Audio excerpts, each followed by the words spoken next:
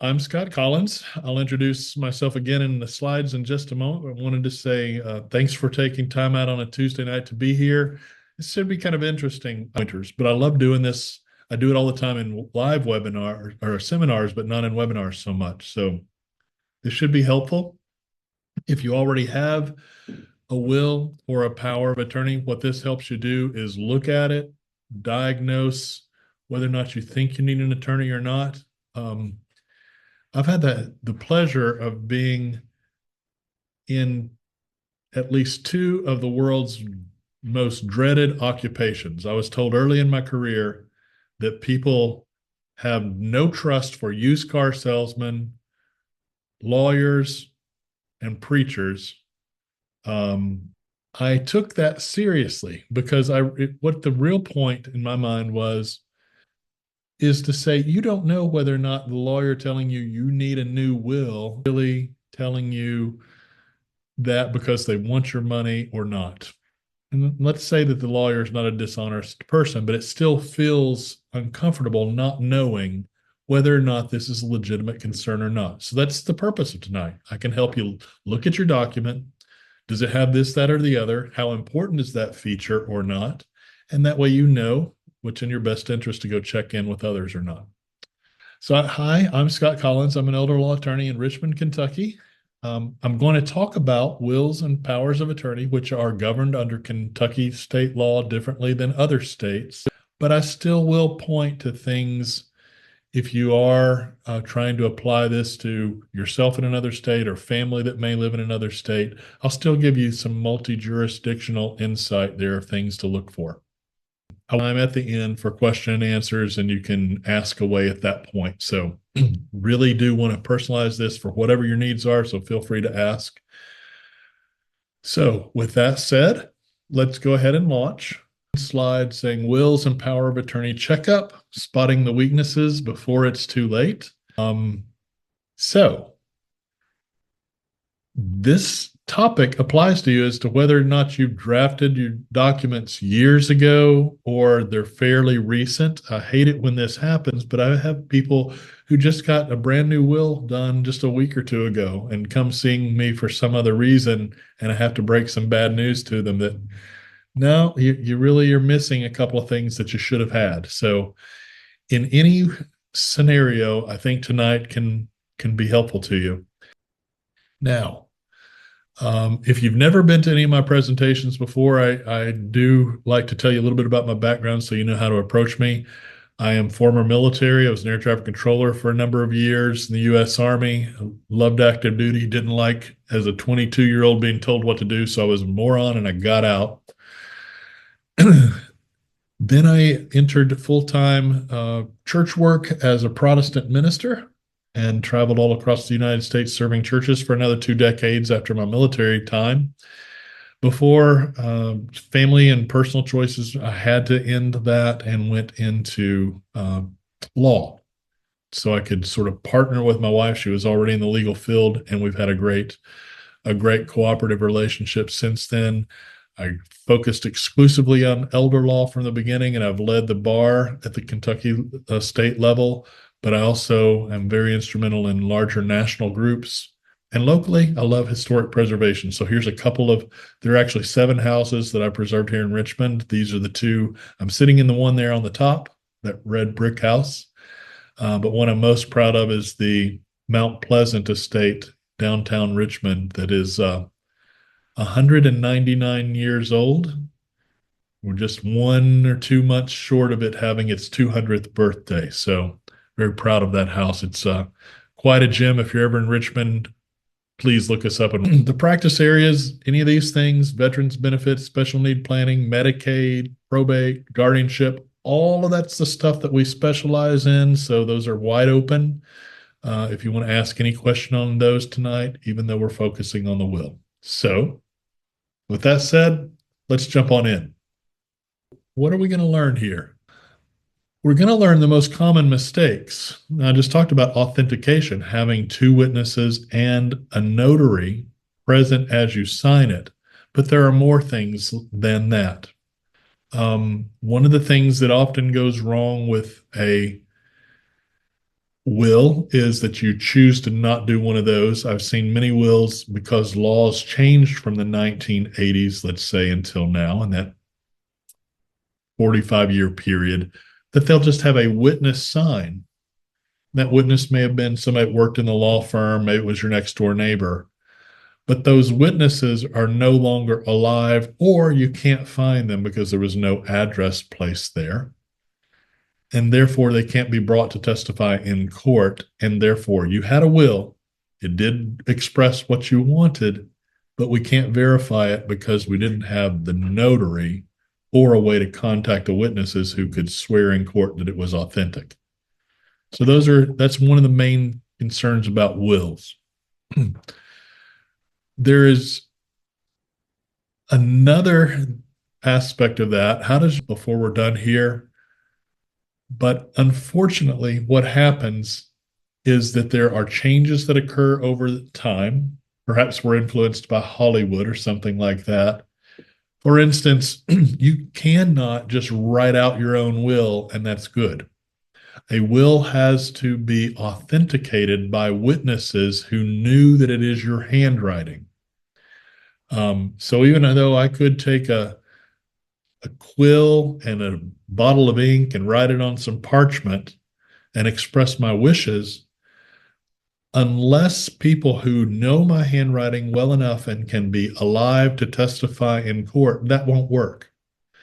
Oftentimes you'll see people download something from the internet and sign their name to it and check a few boxes. Well, another rule is that if it's got any handwritten spots in it, it has to be handwritten throughout. You can't mix typed with handwritten. So the best way to do this is you want to have a will that has two witnesses signing it and the notary. All of three had to be in place and present when you wrote the will yourself, or you signed it yourself if it was typed out by an attorney or someone else. That's really what you need when you're looking at a valid will. All right. So how does your will reflect current law? Well, I just described one of them. Your will, if it doesn't have a notary stamp along with the two witnesses, that's one of the problems. But on a power of attorney, it can be even more difficult. Powers of attorney did require two witnesses in 2018. Then in 2019, we only required a notarization only. Here's one of the things I want to emphasize right now from the very beginning. Just because your power of attorney, or your will for that matter, is valid right now in Kentucky, doesn't mean that it'll be valid in some other situation. I had a client a few years ago, Kentucky native, goes to visit his sister in Florida, and he has an accident in Atlanta on his way back home.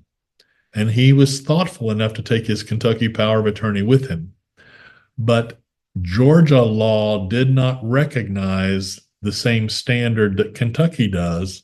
And so he was stuck in the hospital for over 30 days, but no one was able to make any choices, arrangements, anything else for him.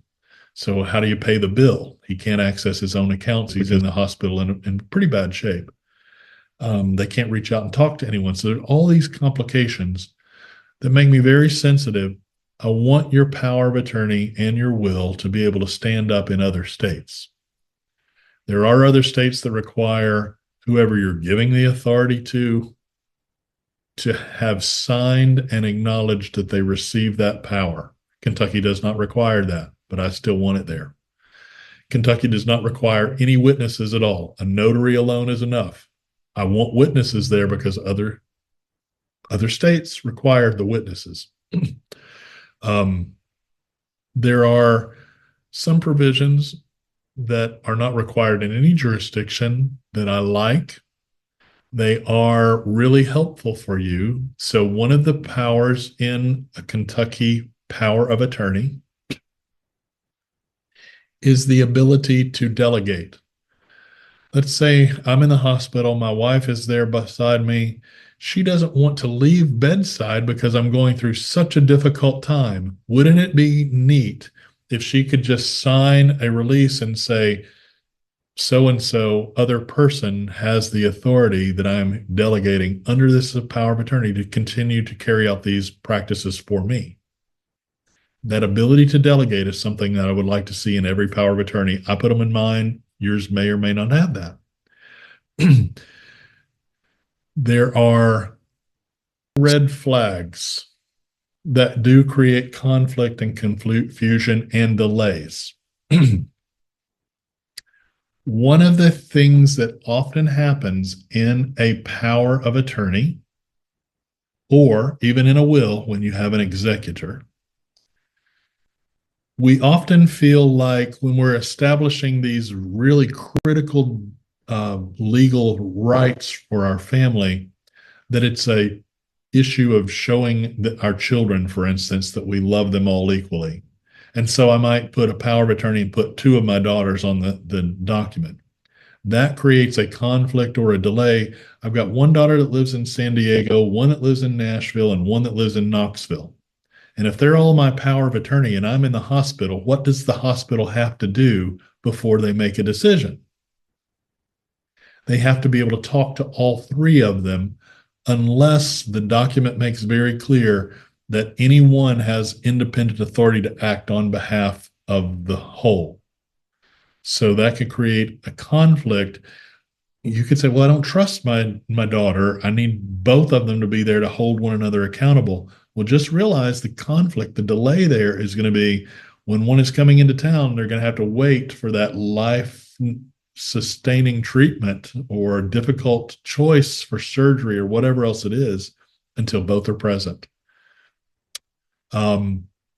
If you're doing joint executrix in your probate, I was talking about it with one of my junior attorneys tonight. What do judges tend to do if two people show up and saying we both want to be appointed in a probate case? Well, some judges, because they either are naive or they're green at the bench, or they will appoint two people. Well, if they're not agreeing, what sense does it make two opposing parties to handcuff them together and say, go work it out? I don't think that's a good solution. So you need to make very clear in your will those sorts of things, that it's one person over the other. How do you make choices when there's a disagreement? One of the things I recommend in a will is a no conflict clause, which basically says, and I'll use my own self, if my three daughters were in my will to get 1/3, 1/3, 1/3, and one of them shows up and said, no, I was dad's favorite. He said, I'm getting half, and the other two split. She immediately gets disinherited because she raises a conflict. If you're going to disagree with what the document says, you get cut off. Now that sounds harsh, but first off, think all you're saying is, I want my wishes followed. Don't mess around with my wishes. And number two, you're saving so much heartache, because what happens when somebody ends up fighting in court? No one wins. So you really are doing things to keep the conflict as low as possible. Now, and then I put a follow-up comment in there that says, if it's a small thing, the executor does get to choose. But if you put two executors in place instead of just one, you're right back in the same sort of fighting match with things. So that's some of the stuff that can create conflict and confusion. Don't put two unless it's absolutely necessary. Now, what if you still push back on that? I was looking in the chat. A great question just come in there from Miss Haney. I'll come right back to you on that. So if it's absolutely necessary to have two, I would prefer it to be one serves, and then only when this one can't would a successor come into that position. But you could say one has rights to do these sorts of things, that one has rights to do the other two things, and have them both appointed. For the most part, though, I only like one serving at a time. Oftentimes people don't think of that because they're afraid that the one person in charge might cut the others out, and that can't happen. They have to always keep the other person appraised of all communications and completely in the loop. There's going to be very few things they could take issue with and just run and do harm to the rest of the people that are to inherit. Most of the time, if I had three people that are going to inherit, any one of them can call for an appraisal, ask the judge for special consideration of the value of a certain asset. If I had a just really priceless antique or something like that, they're not going to be able to undervalue things, or just put in your will that you want an appraisal so that no one gets shortchanged. Next bullet point here. There is a difference between a basic POA and something that's more significant. Two things that I want in every single POA. And I'm going to move over to this. Next slide. Every POA, this is one for you to write down. Every POA needs to have unlimited gifting powers. Kentucky law says that you by default give the right to gift to others, but that is automatically capped at the annual gift tax limit, which is $19,000 a year per person. So if you're needing to gift the house to one of the children in order to preserve Medicaid benefits to pay for a $115,000 a year nursing home bill, that power of attorney won't allow you to do it. And you're going to have no option but to go to guardianship court so that you don't have to be restricted by the power of attorney. If you had simply written the power of attorney, unlimited gifting powers, then you get around that rule that Kentucky statutes require it to be capped at 19,000. The second thing that most commonly goes wrong with the power of attorney is that it does not grant trust powers. I saw just last month one that said, oh, they can do a revocable trust, but did not allow irrevocable. If you need nursing home benefits, you're going to have to, and you have an income of more than a certain limit, which changes year after year, you're going to have an irrevocable income trust that can only be established at the time that you're applying for the benefit. And if your power of attorney does not say, my agent has the ability to establish and operate irrevocable trust on my behalf, then you're in guardianship court, or you're paying $115,000 a year for nursing home benefits that otherwise could be paid for through the benefit. Those are the two common. Another one that I really, really hold dear to my heart is that your power of attorney ought to have a clause in it that excludes signing arbitration agreements. If you go into a hospital and they slip in during the admission process a document saying you can never sue us, you have to go over here and arbitrate any complaint you have with our attorney, then you could really have an uphill battle if ever the hospital, the nursing home, the doctors injure you, and your family would be left without any recourse. So those are the main three that are really important on powers of attorney. Ms. Haney, you came with your question. I'll throw it in here. What's the wording to look for to indicate as a power of attorney being acceptable in another state? Every single state is different. But the most comprehensive way is they have to say that the person appointed signs to receive the authority, number one, that it has two witnesses and a notary. That's required in a majority of states, even though not in Kentucky. And if you want to be absolutely bulletproof for all 50 states, include an additional disclaimer on the very top of the page of page 1 that says, our warning, I realize with this document, I am giving away extreme amounts of authority to my agent. That sort of disclaimer on the very first page is required in about 4 states. If you'll have those 4 things in there, then you'll be good in any state you're in. All right, so let's talk about a will. What are the most common things that weaken the will? Hands down, this is the number one. Your will should have a statement in it saying that if any person who is a beneficiary under this will is receiving some sort of governmental benefit that receiving the inheritance would disqualify them for, they must receive that in trust. You could give $1 million to anybody and they would still be able to get their Social Security disability if you had that paragraph in there. But you imagine, and most of us aren't giving away $1 million, right? So I might just be giving $50,000 to my child who is receiving disability and Medicaid. I give them that and they immediately lose their health care coverage. So it didn't do them any good whatsoever because the inheritance disqualified them from the benefit. If I had that language in there, it would not. And so they would have the benefit of inheriting a little bit of cushion money from me.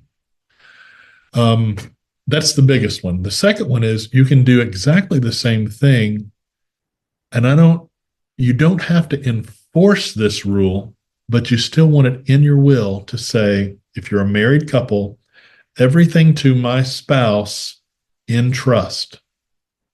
And if you'll do that, all of that wealth automatically is excluded from any sort of nursing home, long-term care coverage that they could be eligible for. So half of the family wealth is instantly preserved and you would still have the benefit available. Those are the two biggest things. All right. How do you tell if your documents reflect current laws and wishes? Well, the first thing is, how often should I be concerned about this? I think every 3 to 5 years, you ought to check with an attorney and just do a check-in. It's been my practice that if you're just talking about a power of attorney on a phone call, no charge whatsoever, I would do this for you just to let you know, is it still up to date? Do you have any issues? If, for instance, you had them created through our law firm, we're going to notify you if there is a law change. So you might want to check with the attorney that did that work for you and just say, hey, do you have that service? Do you keep us on your phone list to know how to reach out to us? But there's usually an attorney that you can reach out to. Now, pause. What kind of an attorney? Most attorneys feel confident talking about these sorts of things, estate planning documents and stuff like that. That does not make them qualified. They're just general practitioners. You really need to go somebody that is especially qualified in estate planning and benefits planning, whether it's Medicaid or veterans benefits, those sorts of things, trust law, to really know whether or not this takes care of everything. Because I'll give you a little example here. Most of us think if we have a will, we're taken care of. The problem with that is a will can be elected against. Now, what does that mean? I'm going to give you the example of me and my wife. I've already told you I have 3 daughters, and I have a wonderful wife, and I've gotten this house that I'm sitting in tonight, and we have a farmhouse. Now, when I die, I want my wife to have the house we've lived in.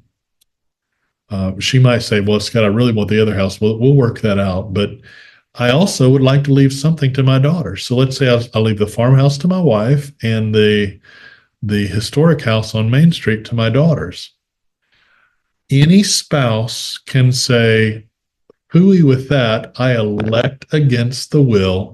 And instead of taking the specific distribution, she gets a 50-50 split of everything. So a spouse can toss your will out and say, I don't want what they said. I just want half of it all. And if that happens, then you're into a real struggle because in my case, how would my daughters ever buy my wife out to be able to get one or the other house? She could tie it up in probate forever. And that'd be fine with her, right? If she gets to live in it for, 20 years. The other thing is the will, if you don't go to probate within the first 10 years, the will becomes invalid. So at 10 years and a day, the will's no longer valid. So let's say, same scenario, wife, 3 kids. They're not her kids, by the way. That's why they're so mean, right? So my 3 children by my first marriage, she thinks she's going to get everything the way dad's will says, and they somehow just drag their feet, and nobody ever probates my will that said my wife gets everything. Well, at the end of the 10 years, my children now become a 50-50 beneficiary of everything. So if a will's not acted upon quick enough, it can become invalid. So there are problems with wills.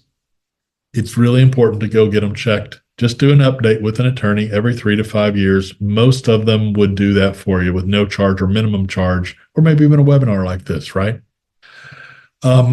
Otherwise, without checking with an attorney, you don't know whether the law has changed or whether or not they comply. So it's really important to do some sort of updating. So, red flags that could create conflict, confusion. Number one, with a will, you absolutely have to have the original when you go to the probate court. If you don't have the original document, a photocopy will not hold up. So that's a huge red flag. Red flag number two, what if one of the family members comes in, finds the will, and destroys it before anybody gets to probate court?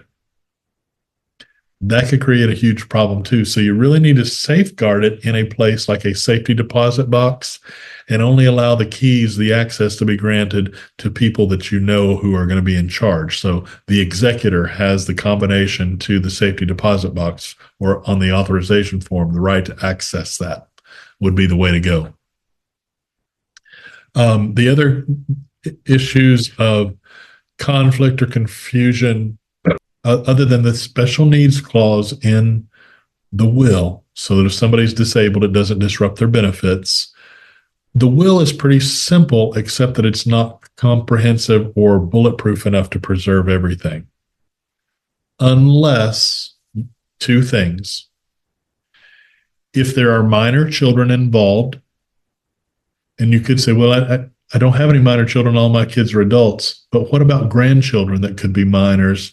If you had a child pass away and then their 3 children inherit, do you have any provisions in there that say who the trustees would be for your grandchildren if they're still that young?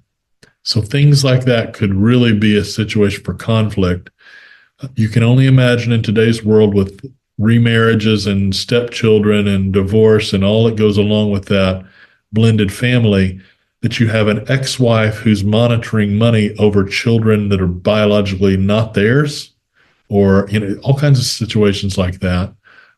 It's also more and more common where we have some sort of addiction, a drug problem, something along those lines. And so you can put provisions in there. Those are real red flags if you've not thought through all the scary things that could happen. Now that's on the will side. On the power of attorney side, I'm much more concerned about those extra provisions like unlimited gifting powers, the ability to establish trusts, the ability to delegate, the inability to enter into an arbitration agreement. Those sorts of things are the primary red flags on any power of attorney.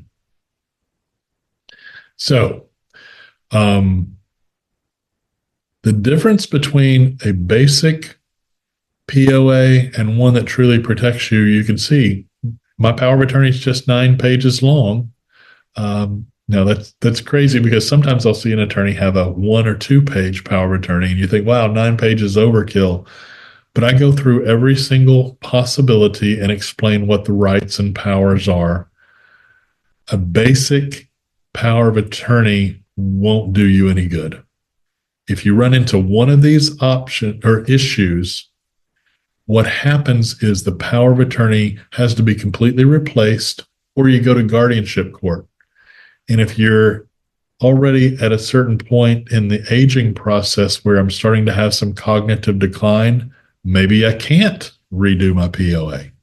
Or maybe I'm in the hospital. I can't get to a lawyer's office and redo my POA. So then you got guardianship court, thousands of dollars, and 3-4 months worth of a process, unless there's an emergency, which would expedite that in 10 days or less. But a 3-month process is about average for a guardianship. And in the meantime, everything has been going off the rails and you needed help and couldn't get it.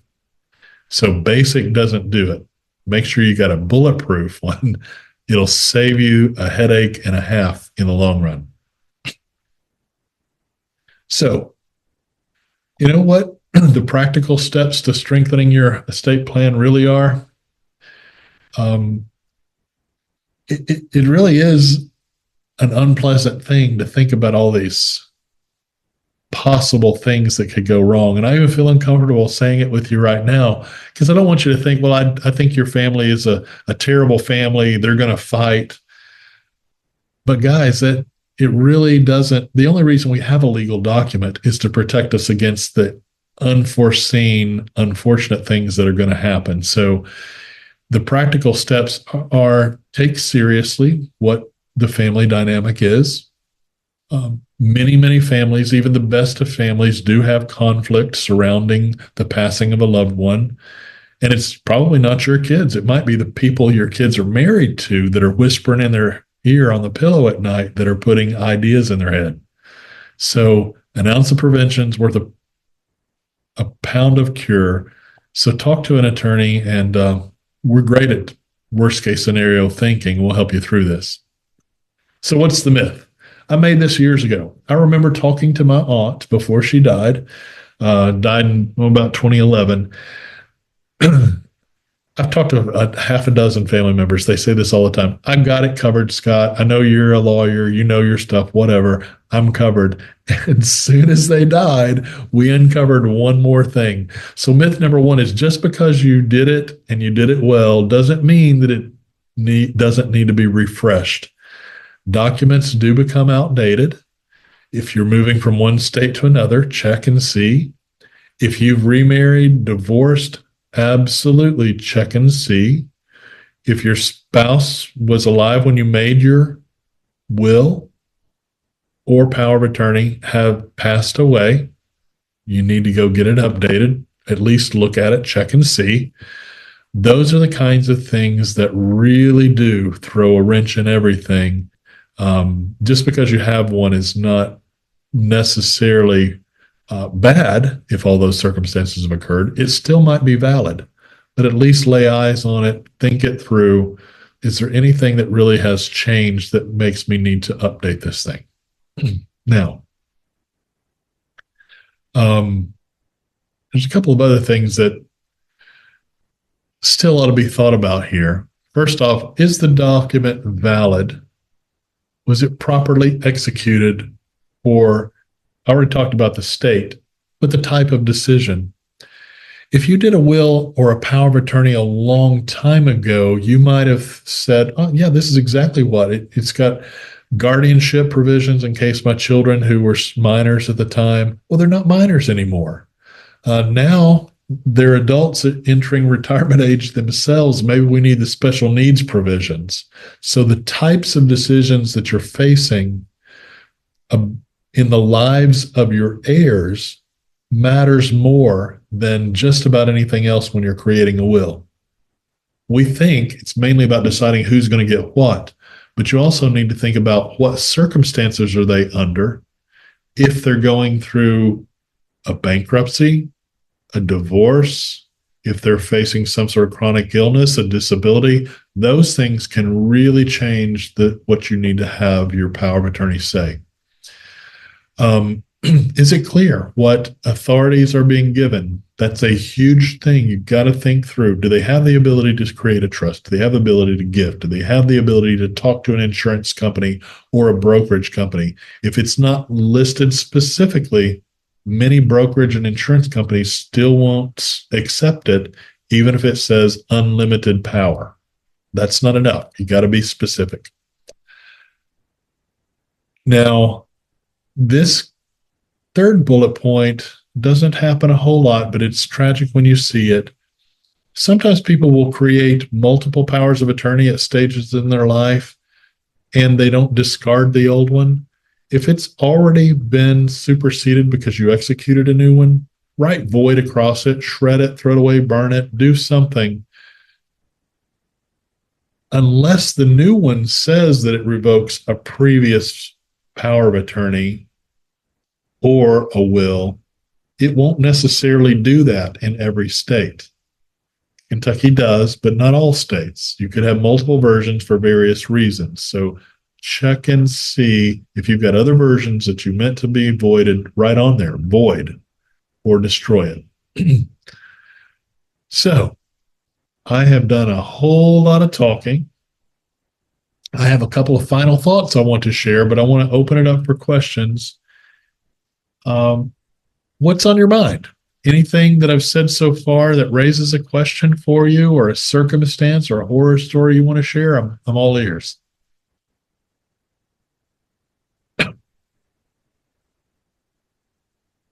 You can unmute yourself. If you have something on your mind, wave at me, I'll unmute you, or you want to type something in the chat, that'd be fine. Yeah, I had a question where you were bringing up like having two notary, or having two witnesses in notary. Yes, sir. What do you think about video conferencing or videotaping that, since media is now so much more a part of our lives as part of the record to support if, for example, one of those witnesses has passed away or something like that? I'm going to be real honest with you and tell you where I'm coming from on this. I love the question. I think it's very forward thinking, but I've seen enough happen that I land on these two issues for this reason. The law can be so picky that I would rather do only what the law requires instead of trying to get ahead of the curve and think I'm being, and I'm not being sarcastic with you, okay, Doug, but don't try to be smarter than what the law says, because even though you are smarter than what the law says, it's the judge who's going to make the decision, right? And you cannot ever anticipate what the judge is going to do. So let's just say that's a brilliant idea, right? Let's videotape these things, except we now have artificial intelligence who can create a video and fake the video. And with some of the deep fake technology going on, it might throw your video out and lend even more credibility to arguing, well, we think maybe the entire document is not valid. So my own professional opinion is stick strictly to the requirements. Don't try to get far ahead. Kentucky has usually been very apprehensive to trust anything electronic whatsoever. So we don't even allow electronic signatures on wills. I think that's maybe going to change, but it's so far out in the future, I can't see that happening for another 10 years. So that kind of shows you this is kind of fun. So I'll drop this out there. When we started going to emailing in 2000, the Kentucky bar was still arguing about whether or not you could trust email as a reliable communication between an attorney and a client. So you can see how law's a different world. And in fact, governmental agencies will not take email transmission from me. They still require fax because they consider a fax machine more secure than encrypted email. So I'm just giving you why my biases exist. I've seen a lot of that kind of thing, but I love that you're forward thinking. I do think that it could be helpful. Trying to think on both sides of this, videotaping it, especially if it was for the family to feel more secure, but I'm not going to trust it in the court system. Thank you for that question. Did I answer everything for you on that? Yeah, I understand both what you're leaning to, especially with the AI fake. It's crazy. Yeah, some of the AI stuff is scary, but it's a good tool in some ways too. So yeah, love the question, man. Thank you. Any other questions out there? I got some in the chat I'm going to read, but ask away. Miss Haney, absolutely. Does the notary have to mention the name of the people who are the witnesses? Yes, that's the way a notary authenticates. That I just now witnessed Bob and Tom, who were present in the place, signing her will, and then the notary signs their name and stamps it. All of those are the requirements that the notary has to do. And frankly, I've seen that get messed up where the notary forgot to enter the name. And if a person's signature is anything like mine, you can't figure out what does it really say, or they've forgotten to date it, right? They make their witness testimony and everything, but no one dated the thing. That creates trouble in the court system too. So make sure everything is filled out, all names are listed, all of that sort of data is important in that notarization. Does the notary commission ID suffice for a seal? Yes, it does, as long as it is within the state.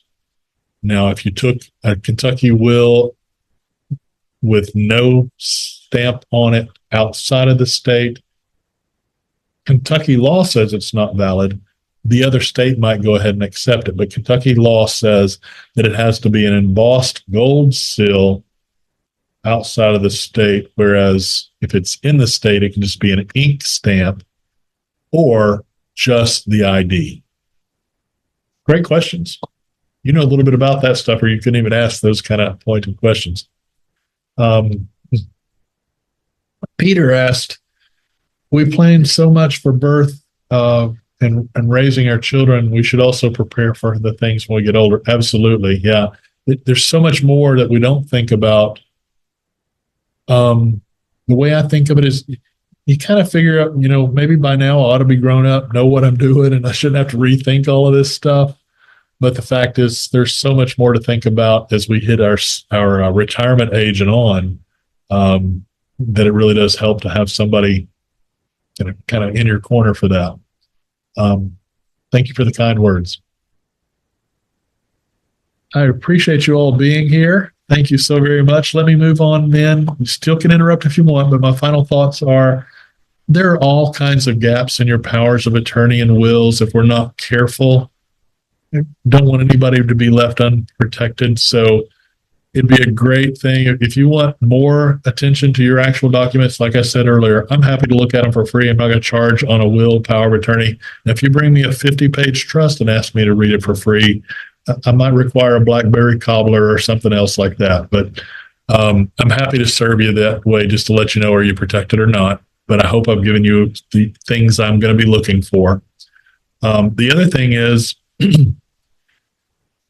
as much as the will and power of attorney are important, the power of attorney is the most important legal document you could have. The will is incredibly important, but it's still not comprehensive. You still need more planning tools. Trust-based planning is essential for most all of us, not everybody, but for most of us. We're going to need long-term care at some point. We're going to need extra protections. We're going to need protections against electing against the will or family controversy. And when you have these things in place, it really does give you a sense of peace of mind, security that everything's going to go exactly the way you want. So I hope I can help you. Anytime at all you have any additional questions, just write. That's that info@Elder Law Guidance. You can also call us at the number here on the screen. You can go to the website. Any of those sorts of things are easy ways to contact us. We're happy to talk with you anytime. Review your stuff for free if you need to do a consultation. Our consultations are also free. And if you've never been in these things before, you can also scan this little QR code with your phone. And if you were so inclined, even leave us a Google review as a way to say thank you. When you do that, you leave us a review. All it does is help other people get these emails more easily, because the internet doesn't push everything out with the same degree of intensity. The higher our reviews, the more people we get to help. So any last questions before we summarize the night and say goodbye to everybody?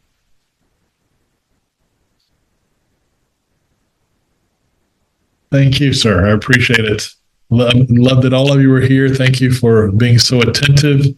Send me an email, call us if you need us. And if not, I'm going to send you another webinar invitation in just a few weeks, and we'll see you again then. Hope you have a great holiday season. Bye-bye now.